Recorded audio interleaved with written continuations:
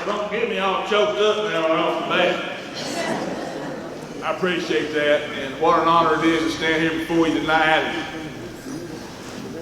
Boy, I don't know, they said 5 to 7 minutes. I don't know about that. I don't know, I talk pretty slow. He'd always give that six, what was it called? 6 seconds. Bull crap deal. Well, I can't say my name in 6 seconds. I mean, you name all this stuff, I'm like, man, go talk to one of them boys up there north, they talk fast. Oh, I think we're talking about fast. You know, life goes by so fast, golly. And I can remember when I was a kid, just getting started, here I am. Old wore out, I've had 6 surgeries, all over from fishing. Who says fishing ain't hard work? Had a hip replacement last year, and hey, I ain't quitting though. But you know, the Bible tells us that, if you read in there, it'll tell you that life is like a vapor mist. It's here, and suddenly it's gone.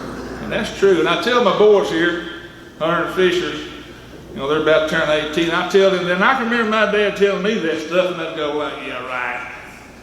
But when you're young, you think, oh, you got all the time in the world. But I'm going to tell you, the clock is ticking, and the older you get, the faster the time goes by. I want you to know I'm a man of faith. And I was a kid that loved to fish. Now that sounds pretty just profound. And I could actually get up here and say that and go back and sit down, and that pretty much would personify my whole career, because my career has really been based on just a real simple love of fishing. It's just that simple. When I was a little boy, about 10 years old, I'd say, Daddy, I want to make a living catching fish. Now, I didn't know what I was going to do. I didn't know anything about, you know, professional fishing, and I knew I wanted to do something where I could catch fish and have enough grub to put on the table tonight. I didn't know what that was going to be. I might be a guide. You know, my dad would say, oh boy, you don't wear work, you need to get a real job. No one makes a living fishing. You might as well go out and try to farm, grow corn on the moon as try to fish, you know. But thank goodness Dad wasn't around long enough to see me actually make a living fishing. But I was lucky as a kid to know, you know, from the time I was just a little old bitty guy, that I want to make a living fishing. I remember a guy from my hometown of Hot Springs. This was in 1971. I was about 8. And he won this little tournament called the Bassmaster Classic. And in 1971, I think Bobby won about $10,000. Bobby Murray won that tournament. I think, man, that sounds like fun to me. You know, I mean, I'm just a little kid in grade school, you know, but I've got this idea about it, you know. And, you know, time rocks on, and I'm fishing and doing my thing and all that. And I was fishing all I could, every day I could, in any way I could. And then I met this kid. I'm not going to mention a whole lot of names tonight, but I'm going to have to mention a couple. I met this kid when I was 13. His name was Alan Ransom. Where you at, Alan? There he is. Oh, he's got that camera hanging around his neck. I met this kid a little older than I was down at the local hangout sporting goods store where we all hung out, drank soda pop, counted worms, worked for a fine old guy that owned that store. And Alan invited me to go fishing. Well, I never got fishing a bass boat. I mean, a real fiberglass bass boat. I mean, I always had an old John boat with a trolling motor on it, or half time it didn't work and you're paddling around. But Alan's father, Wayne, he's in here. He had a Monarch bass boat. And we fished, we started fishing tournaments, we won some of them. And man, that lit me up. Boy, I love that. And I thought, man, this is the deal, you know. Fishing tournaments, little old jackpot tournaments. And by the way, those are still the most fun tournaments to fish. I don't care what you say. Those things are fun. And I had a great father that he really believed that if you bring a kid up in the outdoors, hunting and fishing, he'd never get in any real trouble. And it was true then, and it's still true today. you keep a kid in the outdoors, they'll stay out of trouble. Well, Dad, 14 years old, he buys me a boat. Well, he said it was our boat. But the only time I remember seeing him tow it was, I think, the day we brought it home. And all I had was a motorcycle, and I figured out real quick, couldn't pull that boat very well with that motorcycle. So we put the boat in the lake, had a slip, had a logger to keep the tackle in. Man, I was all set. I could fish, I fished. And my dad said, now boy, I bought that boat for you, now you need to take care of it. But it's up to you to figure out how to buy the gas for it. And I thought, oh man, that don't sound good. That's how am I going to do that, you know? Well, he was a contractor and I worked for him. He's pretty hard to work for, as I recall. But I was down there one day cleaning some crappie. I called at the fish cleaning house down there on Hamilton. This old guy had come up there, and I had a lot of respect for him. I was sure he didn't know who I was. He said, hey boy, you ever thought about doing any guiding? Now you gotta imagine now, I'm not the average 14-year-old kid, you know, I'm like 6'2", about 225. You know, he's bigger, something older than 14, and I kind of stammered around, swallowed real hard. I said, well, yeah, I guess I thought about it, but I really wouldn't know about how to go about doing it. He said, look here, all you gotta do is this, just be down here, have your boat gassed up, and park here at the dock. I'll have these folks come down and take them crappie fishing, and fish about 4 hours, flay the fish, be safe, let them catch the fish, help them all you can, and they're gonna pay you $40. That don't sound like much to us. That was a lot in them days. I thought, well, I can do that. I took them fishing. Sure enough, caught a bunch of crappie, filleted them, had a great day. And I'm waiting for my $40, you know, and he comes up there and he shook my hand. He handed me a big old wad of money, you know, and got his fish and thanked me. I looked and I got 420s. I'm like, hey, sir, you've overpaid me. Oh no, boy, that hell cake. He said, that's your tip. Oh man. A tip. And all I did was take the fish and I'm done. I mean, you can put a fork in me, I'm done. I'm gonna guide it. And so I guided, and that went on for a long time. Of course, trying to tournament fish and all that, you know, had that still in the back of my mind. I bought a Bass Cat boat, and it was my second boat that not counting the one day I bought, my second boat that I actually bought when I was 19, 20 years old. Ron Pierce had come out with a boat called a Pantera. Great, in the day.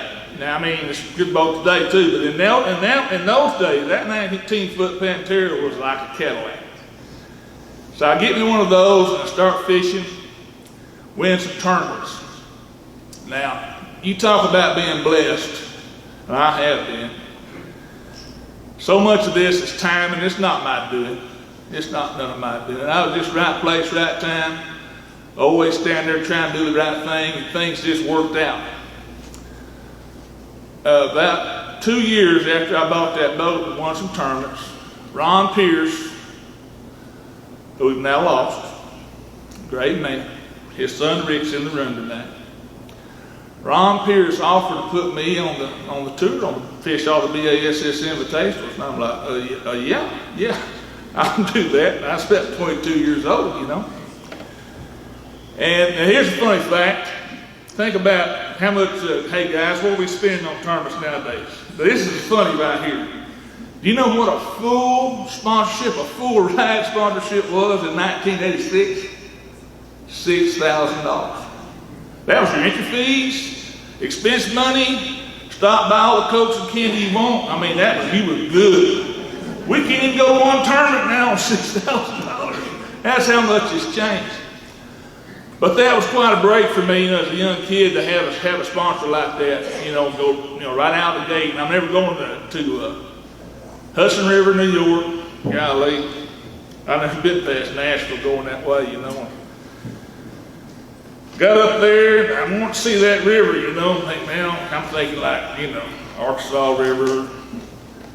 And I'm like, where's the river at? Oh, it's down this road here. I'll go down there and finally come to this body of water and look out there and there's a ship about 2 city blocks long. I said, well, this ain't the river. I can't see across the dead thing. You know, this can't be the river. Is this the Hudson River? Yeah. I remember I didn't do very well in that tournament, but before the year was over, I had qualified for the Classic and I was off and going. Yeah, that got me started. I made a check in all the rest of the events. And I was off and rolling.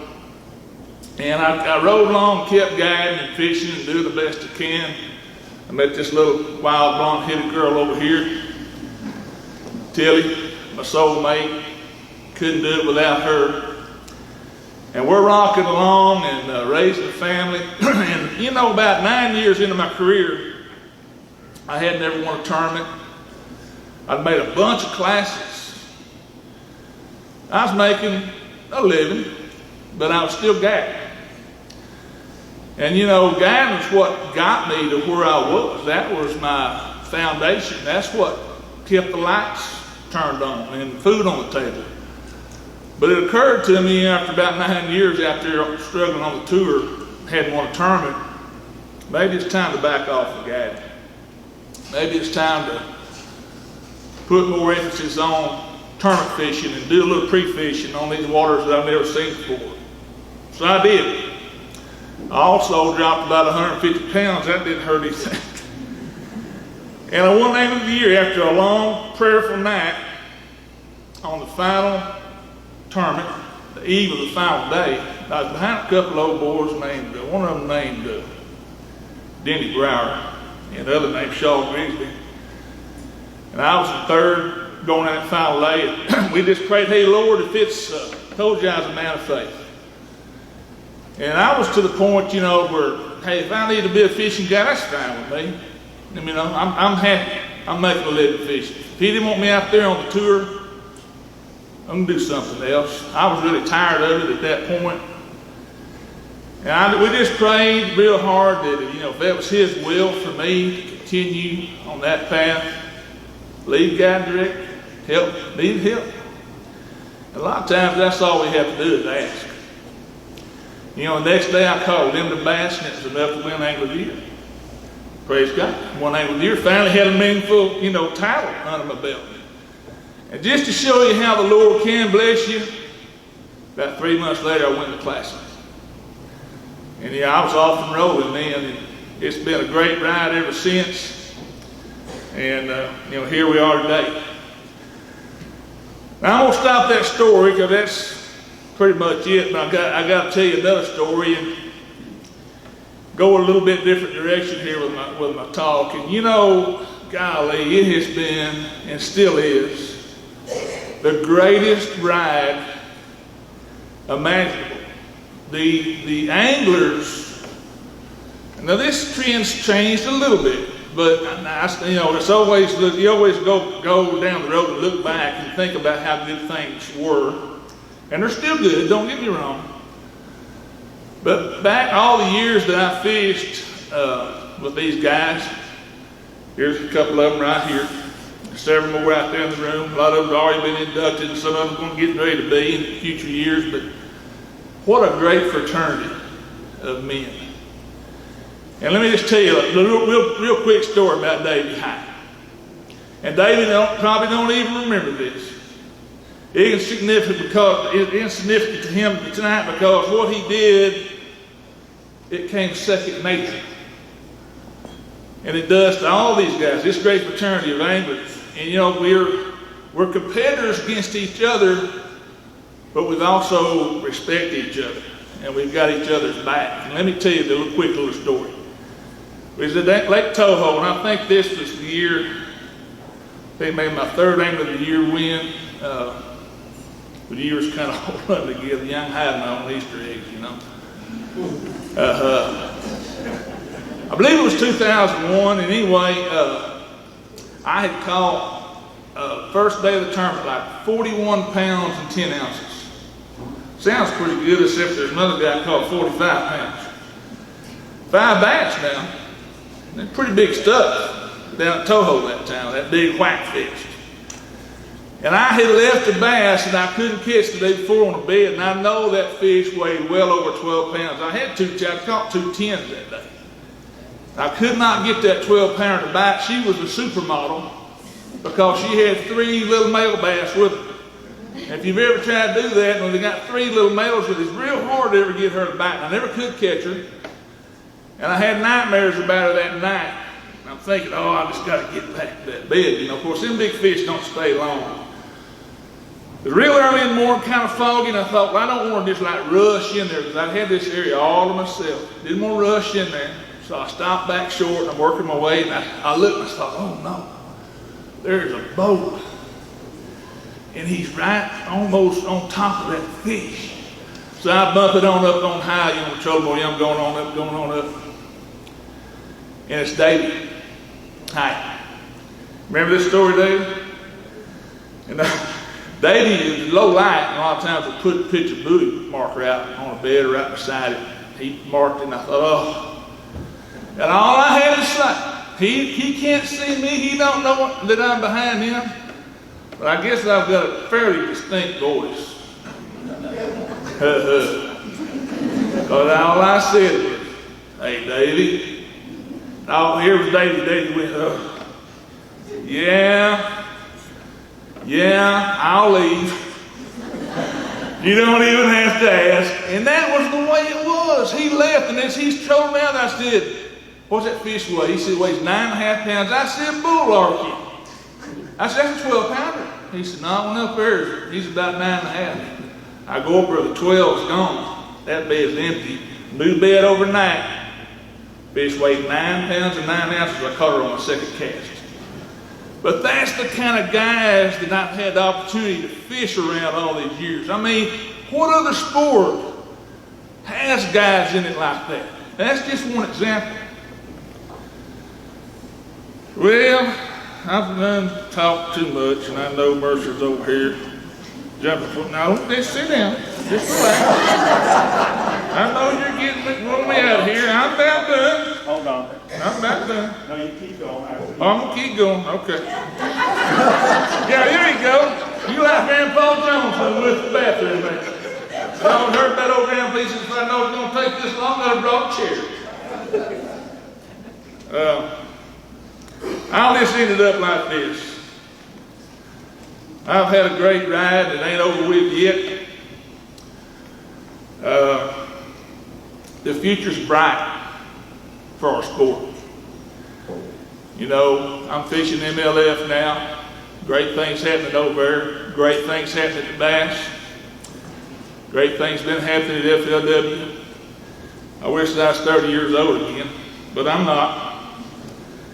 It's kind of sad when you know that you've made more casts in the past than you're probably going to get to make in the future. But anyway, a lot of great opportunities out there.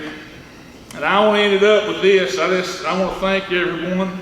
And my first big thanks is to my Lord and Savior Jesus Christ. My soulmate Tilly over here. I got to tell one little quick story on Tilly. Can I tell one? Just one little quick. Okay, Mercer, thanks. This is just too good. Now, I mean, you know, hey, I was this old dumb hillbilly bachelor first time I went to a classic, you know? I mean, anybody ever go to a classic as a bachelor? I mean, you know, in those days, you couldn't take a girlfriend, that you had to be married. Now, it's not that way now. You can take your girlfriend or your boyfriend. But in those days, you had to be married. So, you know, first, yeah, I still did it. So, the first classic I go to, you know, I'm a bachelor, and I'm not thinking about going to cocktail parties and that. And that's what the classic was really about in those days. A lot of hoopla and functions like this. All the ladies dressed up in evening gowns, and I didn't pay attention. You know, I'm just over there, got my old shorts on, you know, I ain't even looking. So I, you know, fast forward, I get married, and my wife's like, now what do the women wear? I'm like, oh, I don't know. I don't know what they wear. They wear clothes. So she said, "This source really not a formal?" I said, no, it's all good.